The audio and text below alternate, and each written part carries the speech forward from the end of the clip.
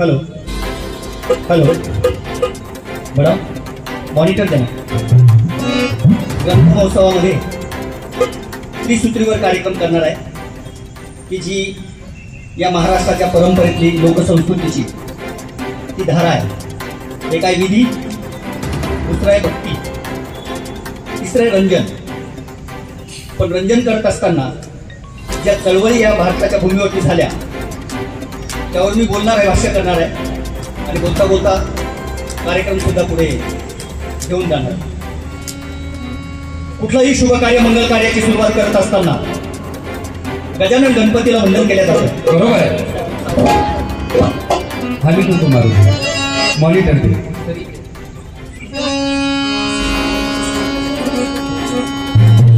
घरामध्ये सुख समृद्धी आणि शांती लाभावी म्हणून 3.5 शक्तिपीठाचा गोंधळ या महाराष्ट्रात करण्याची प्रथा सर्वदूर आहे।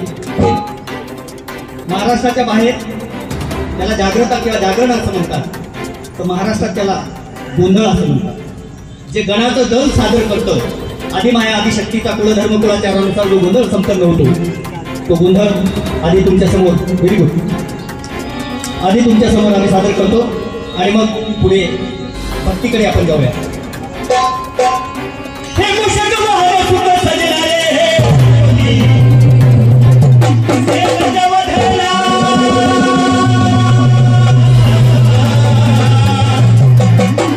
गजानना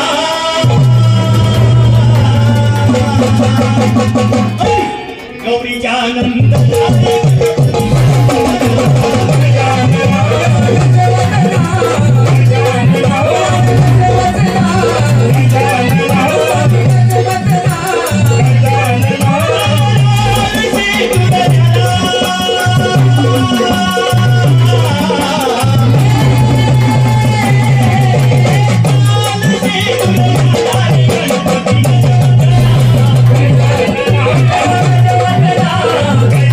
Yeah.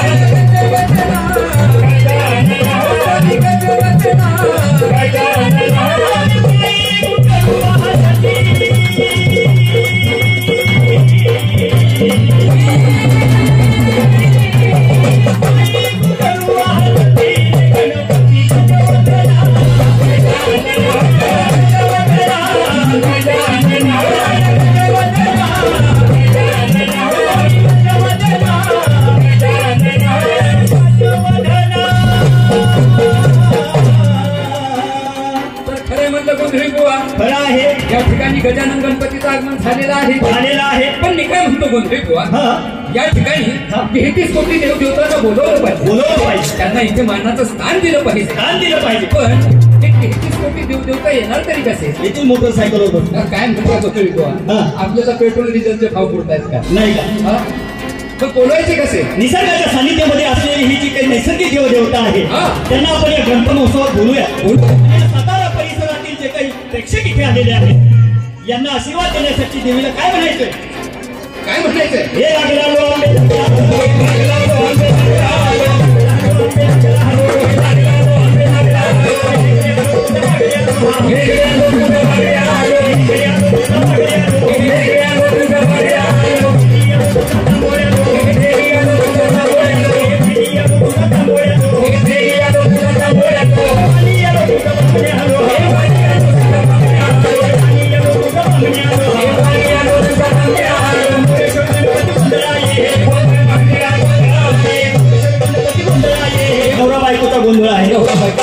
शिक्षक विद्यार्थ्यांचा गोंधळ आहे. आता न्यू एज्युकेशन पॉलिसी आलेली आहे त्यामुळे सगळंच गोंधळ उडालेला आहे. बरोबर. म्हणजे किती सेमिस्टरच्या किती परीक्षा घ्याव्या या विद्यार्थ्यांनाही कळणार नाही, शिक्षकांनाही कळणार. त्यामुळे असे गोंधळ संसारात भरपूर आहे. म्हातारीचा सुद्धा गोंधळ आहे. अहो घरात तो गोंधळ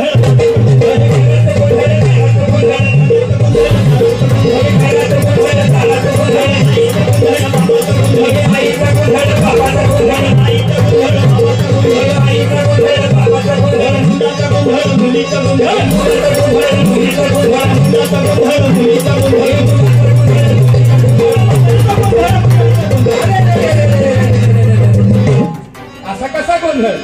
अहो आता सरांनी सांगितलंय की एआयचं युग आहे, आर्टिफिशियल इंटेलिजन्स. बरोबर आहे. काय म्हणता माझी झेप अडखळते. परंतु लोकसंस्कृती लोक परंपरा जेव्हा लोकांचं अस्तंगत होत जाणाऱ्या लोककलांचं आणि घातला गोंधळ नाही घातला गोंधळ होतो पुऱ्या संसाराचा गोंधळ. म्हणून लग्नाआधी गोंधळ आणि लग्नानंतर जागरण घालण्याची प्रथा या महाराष्ट्रामध्ये आहे. बरोबर. लग्नात का गोंधळ करायचा? का करायचा? लग्नाच्या आधी का गोंधळ घालायचा? तर घरामध्ये कुठल्याही प्रकारचा गोंधळ लग्नात दारू पिऊन कोणी धिंगाणा करू नये म्हणून आधी देवीला विनंती करायची. कोणाच्या अंगात येऊन येऊ नका. बरोबर आहे. कुणी दारू पिऊन झिंगू नका. तुम्ही निर्व्यसनी बना.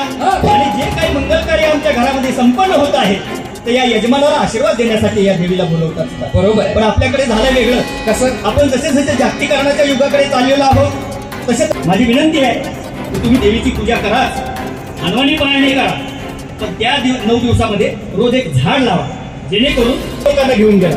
त्यामुळे आपण 9 दिवस देवीची पूजा करत असताना घटस्थापना झाल्याच्या नंतर रोज एक झाड जर लावलं तर किती झाडं निर्माण होतील? म्हणजे आपल्याला ऑक्सिजन मिळेल. म्हणून त्या देवीला साकडे घालायचं आणि देवीला काय म्हणायचं? काही बायकांच्या अंगात येतं. माझी बायको सुशिक्षित आहे, तिच्या पण अंगात येतं. म्हणतो तुझ्या अंगात काय येतं? ती म्हणते मला कंटाळा येतोय जेवण बनवलं. तर एक दिवस काय झालं, ती आणि मी चालू बरोबर. तर चालता तिकडून संबळ वाजायला लागला. वाजवले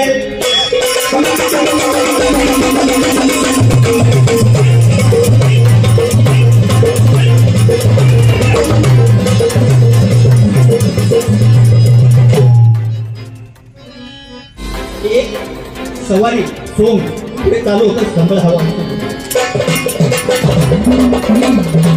आणि ते सोंग पाहून माझ्या बायकोच्या अंगात तिच्या कमरात होती पिशवी. त्यात तिने माझ्या चोरून काही चिल्लर पैसे ठेवले होते. आता पिशव्या नाही, आता पर्स आहे.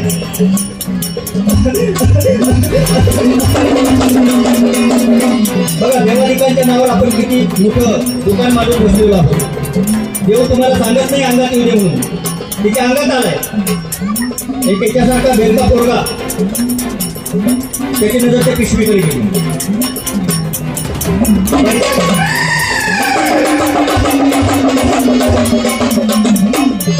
मुलगा बघतोय पिशवीकडे. पिशवी वाजते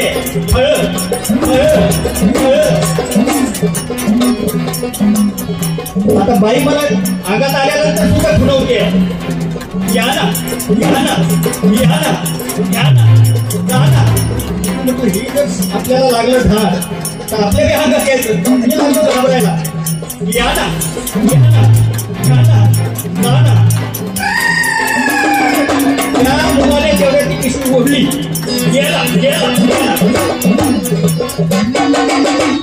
ते देवीने सांगितलं.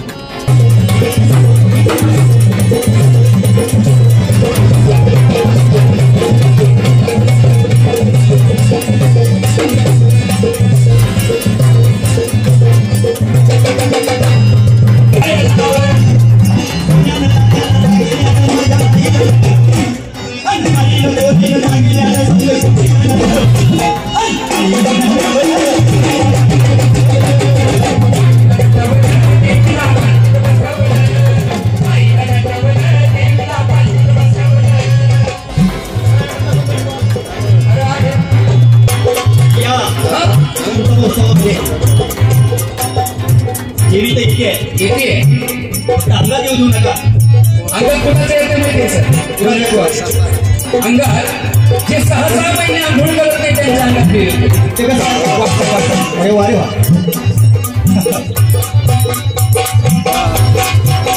या देवीला इथे बोलवायचं.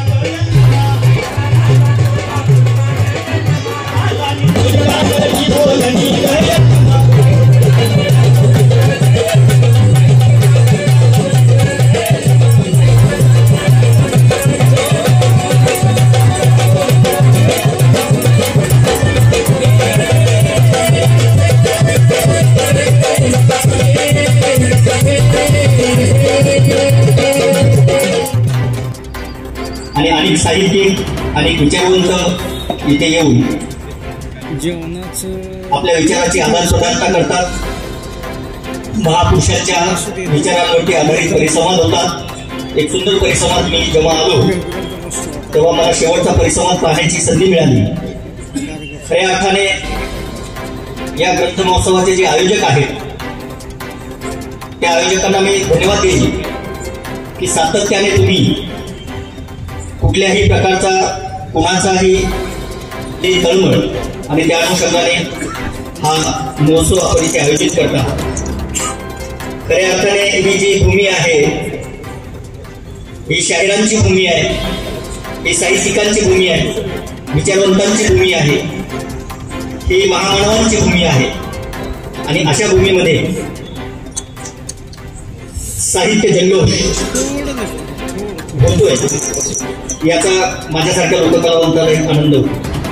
आणि म्हणून मी पाटणे सरांचे, कांबळे सरांचे, त्यांच्या सर्व सहकार्यांचे, चिटणीस सरांचे मी धन्यवाद मानतो की अशा पद्धतीने लोकपरंपरेचा कार्यक्रम ही कुठल्या टेलिव्हिजनवरती पाहणारी गाणी तुम्हाला आम्ही ऐकवणार नाही आहोत.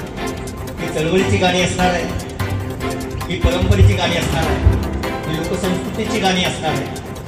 हा लोकसंस्कृतीचा ठेवा आजच्या जागतिकरणाच्या युगामध्ये आणि एआयच्या युगामध्ये आम्ही जगभर पोहोचवण्याचा प्रयत्न करतो. मी सर्वांना विनंती करतो की आपण थोडं प्रस्थानिक करावं. त्या परंपरेप्रमाणे थोडा लोकरंजनाचा संस्कृतीचा परिचय होणारा असा कार्यक्रम दरवर्षी खूप मोठा घेत असतोच. यावर्षी सुद्धा आता 8 तारीख आज आपण आता 3रा कार्यक्रम आहे आणि हा जो कार्यक्रम आहे लोकसंस्कृतीचा अभिवादन करणारा लोकगीतांचा बहारदार कार्यक्रम लोकरंग महाराष्ट्राचा. त्यासाठी डॉक्टर भास्कर, त्यासाठी डॉक्टर चंदन शिवे हे आलेले आहेत. त्यांना थोडक्यात मी परिचय करून देतो. ते MD नाट्यशास्त्रातले आहेत. आणि मुंबई विद्यापीठात हा जो कला अकादमीचा जो भाग आहे त्या भागाचे ते विभाग प्रमुख आहेत. पण ही सुद्धा कला विद्यापीठात जपली जाते, जतन केली जाते. त्यानंतर महाराष्ट्रभर यांचा प्रवास असतो. त्यानंतर ते अभ्यास मंडळाचे सदस्य आहेत. विद्यापीठाचे जे अभ्यास मंडळ असते त्या अभ्यास मंडळाचे सदस्य आहेत. त्यानंतर ऑक्सफोर्ड विद्यापीठात त्यांचे शोधनिबंध सादर केलेले आहेत. ही किती उंचीची माणसं आहेत, किती अभ्यासू माणसं आहेत. ते उभेच आहेत, त्यांचे मित्रमंडळी सगळे कलाकार हे सगळे आलेले आहेत. किती उंचीची माणसं आहेत यांना लक्षात येईल. अनेक विद्यापीठामध्ये ते सल्लागार समितीचे सदस्य आहेत. फार मोठा त्यांचा परिचय आहे, पण थोडक्यात आपल्याला कलाकाराचा परिचय हा त्याच्या कलेतून होत असतो. त्यांचा परिचय करून देताना महाराष्ट्र माझा हे आपल्याला गीत ऐकलं असेल. डोंबीच्या तालावर, जागर देवीचा वगैरे वगैरे मस्तानी अशा एकंदर जे उपक्रम आहेत आणि गाडी आहेत आणि जे उपक्रम आहेत त्या उपक्रमात त्यांचा फार मोठा सहभाग असतो. त्यांची सगळी मंडळी आलेली आहेत. त्या सगळ्यांचं स्वागत मी करतो. आणि या कार्यक्रमाचे शुभारंभ करताना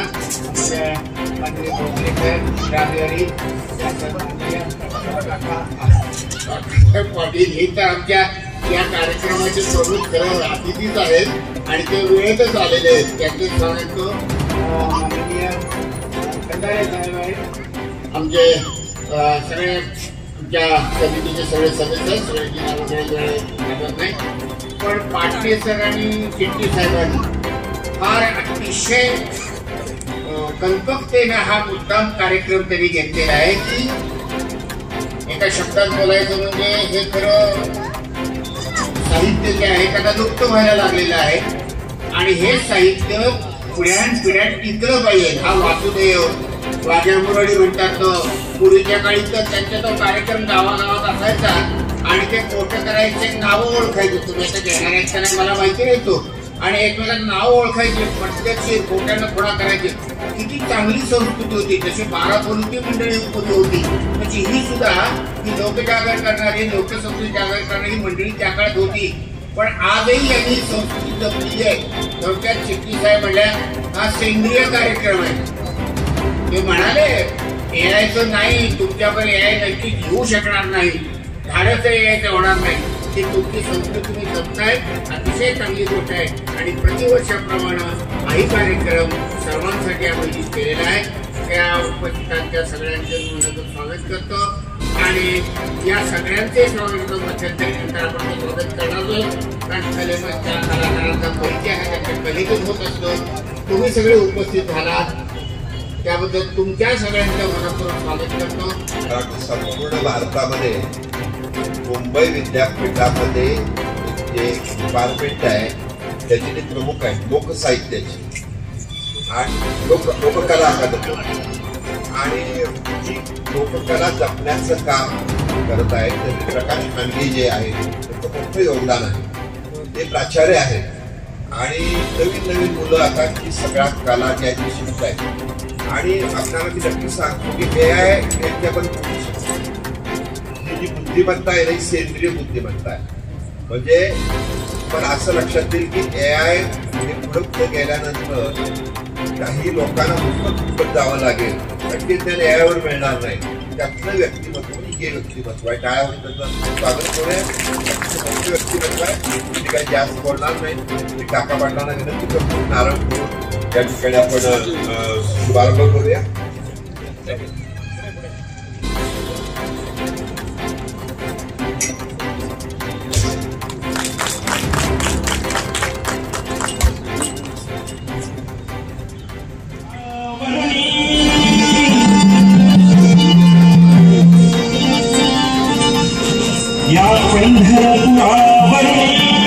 या ठिकाणी आलाय, भरवण्यात आलाय. त्या ठिकाणी हा गावगाड्याचा पिंगळा काय म्हणतोय नीट ऐका. या पंढरपुरावरून पिंगळा आला तुमचा, या माहुर गडावरून पिंगळा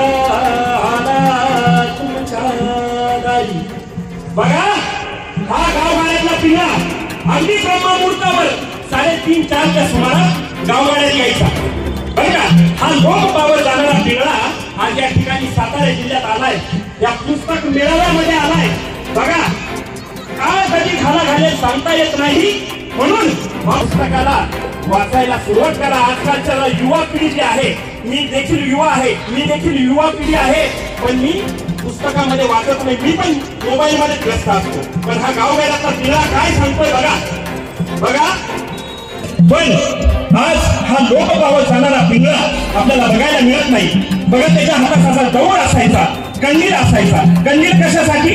आधी अंधाराच्या रात्री गावगाड्यात दिसायचं नाही, विंच यायचे, सर्प यायचे, म्हणून हा असा त्याच्या हातात कंदील असायचा. हा गावगाड्यातला पिंगळा. बघा, मी कुठल्याही लोककलावंताच्या पोटी जन्माला आलो नाही, पण मला स्वतः अभिमान आहे की मी मुंबई सारख्या लोककला अकादमीमध्ये शिकतो. डॉक्टर गणेश चंदन शिवे यांच्या मार्गदर्शनाखाली मी लोककला शिकतो आणि हा पिंगळा आपल्या समोर सादर करतो. हा जो पिंगळा आहे, 4 वर्षाखाली माझे गुरुवर्य शिवबाई योगेश माणिकराव चिकलगावकर यांनी अवघ्या महाराष्ट्रभर ज्या पिंगळ्याचं महत्व तुम्हाला मला सांगितलं, त्याचं मी अध्ययन करून इथे मांडण्याचा प्रयत्न करतो. बघा, हा गावगाड्यातला पिंगळा काय म्हणतो? अरे आली या संसारा उठा वेगे करा, शरण जा उदारा पांडुरंगा, देह हे काळाचे धन कुबेराचे, येथे मनुष्याचे काय आहे? बघा, येथे मनुष्याचं काहीच नाहीये. एका एवढी कोटी फेरा आणि मग वेगे करा, उठा वेगे करा, शरण जा उदारा पांडुरंगा.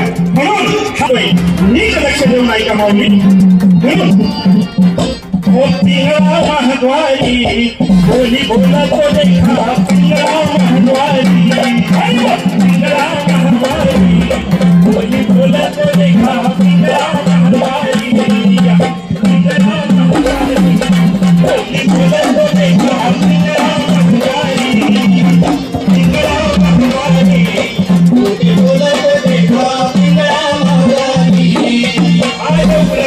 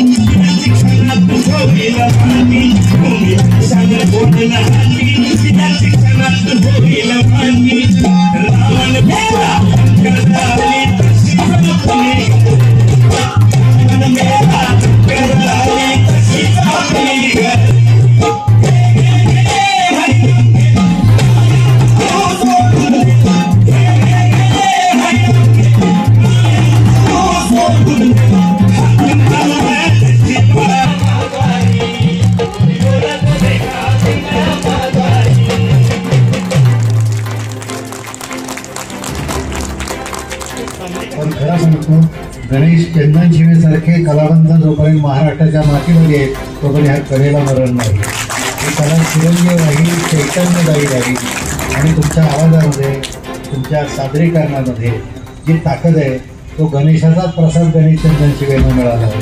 मी तुमचं अभिनंदन करतो, कारण तुमचा कार्यक्रम हे केवळ मनोरंजन नाही, तुमचा कार्यक्रम केवळ करमणूक नाही, तर कार्यक्रमाच्या माध्यमातून जे समाजाच्या मनाची मशागत तुम्ही, जागृती तुम्ही करताय, समाज मन जे जागर करताय, खरोखर परमेश्वरानं एखाद्याला काय दान द्यावं. मी नेहमी सांगतो, तर मी शिक्षक आहे म्हणून सांगतो, गुणवत्ता म्हणजे फक्त परीक्षेतल्या गुणांची गोळाबेरीज नसते. ज्याला तुमच्यासारखं सुंदर गाता येतं ना त्याच्या कंठात गुणवत्ता असते, ज्याला सुंदर चित्र काढता येतात त्याच्या बोटात गुणवत्ता असते, तुमच्या पोटाला भाकरी देतो त्या शेतकऱ्याच्या श्रमात गुणवत्ता असते, तुम्हाला शहाणपणासाठी शब्द देतो त्या शिक्षकाच्या अध्यापनात गुणवत्ता असते. आणि गुणवत्ता म्हणून तुम्ही जेव्हा घरामध्ये जाता तेव्हा तुमच्याकडे पाहून आई गालावरनं हात फिरवते, त्या आईच्या हातातही गुणवत्ता असते. लक्षात घ्या. आज हा ग्रंथ महोत्सव सर गेली 24 वर्ष इथं सातत्यानं सुरू आहे. आणि मला आपलं अभिनंदन यासाठी करायचं आहे की मला वाटतं आपण दुसऱ्यांदा का तिसऱ्यांदा येतात, दुसऱ्यांदा आला, पण आम्ही तुम्हाला एक विनंती करणार आहे की पुढच्या वेळेस आमचा रौप्य महोत्सव होणार आहे. त्या रौप्य महोत्सवामध्ये हाच तुमचा संच घेऊन पुन्हा याच मातीत येऊन तुमची लोककला सादर करायची आहे. आणि ती कला सादर करण्यासाठी हा रसिक तुमच्यावरती बेहद प्रेम करतो. साताऱ्याचा माणूस लवकर प्रेम करत नाही, केलं तर तो कधी लवकर मिटत नाही. लक्षात घ्या, तो असा काळजात जपून ठेवतो. हा ग्रंथ महोत्सव सुद्धा तुम्ही ज्या ताकदीनं उंचीवरती नेताय तुम्हा सर्व कलावंतांचं अभिनंदन करतोय. आणि ज्यांनी या ग्रंथ महोत्सवाचं रोपटं लावलं ते आदरणीय माजी शिक्षण संचालक दिनकरराव पाटील. आणि विशेष आम्हाला कौतुक प्रकाश काकांचं करायचं आहे, कारण प्रकाश काका पाटील हे इथल्या कर्मचारी संघटना असले तरी आमच्यासमोर किती अंधार असू द्या आमच्यासाठी प्रकाश एकच असतो, प्रकाश पाटील. आणि प्रकाश पाटलांचं हे योगदान म्हणजे समोर झेडपीचा प्रश्न आला की काकांना फोन करा. आणि काकाचं वैशिष्ट्य असं आहे, रात्र नाही दिवस नाही सदैव आमच्या संगतीला असतात. काका हा ग्रंथ महोत्सव आपल्याप्रती अत्यंत मनापासून आदर व्यक्त करतो आहे. मी दिनकरराव पाटलांना विनंती करतो की जास्त आता बोलत राहणार नाही, कारण ते लग्नासारखं असतं, नवरा नवरीच्या मध्ये अंतरपाठ असतो, कधी एकदा भडजी थांबतोय याची वाट सगळ्यांना असते. तेव्हा आज काही पुस्तक प्रेमी किंवा वाचन प्रेमी लोकांनी एकत्र येऊन केलेला हा उत्सव आहे. आम्ही जरी सरकारी अधिकारी असलो तर सरकारी कार्यक्रम फारसा टिकत नसतो, काही दिवस चालतो आणि नंतर तो बंद पडतो. आणि म्हणून सरकारच्या बाहेर जाऊन आपण हा कार्यक्रम यावेळा आयोजित केला. या लोकांनी खूप कष्ट घेतलेला आहे. सुरुवात करणं सोपी असते, पण ते पुढं कंटिन्यू ठेवणं की फार मोठी अवघड असतं.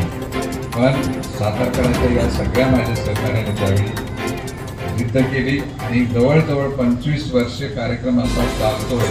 कदाचित हे एकमेव उदाहरण असावं याच्या बाबतीमध्ये.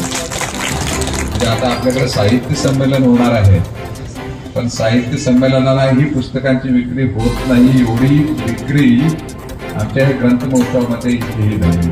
आणि अशा प्रकारचा कोल्हापूरला गेल्यानंतर कोल्हापूरलाही अशा प्रकारचं सुरू केला.